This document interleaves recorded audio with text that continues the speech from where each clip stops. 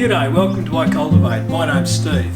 We've now been receiving questions for quite a few years about gardening from people in the gardening community from around the world. It's become pretty clear that we now need to go down the pathway of setting up a Facebook group, and that's why I'm posting this video tonight. I'm asking you, or I'm inviting you, to become a member of our Gardening iCultivate Facebook group.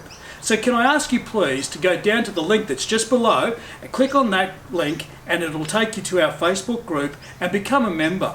That way you can share your gardening stories, your gardening photos, and all those things that I'm sure all gardeners elsewhere in the world would love to see. So it is our hope that providing this Facebook group that we will be able to build the gardening community even more and provide perhaps even more resources about gardening for you.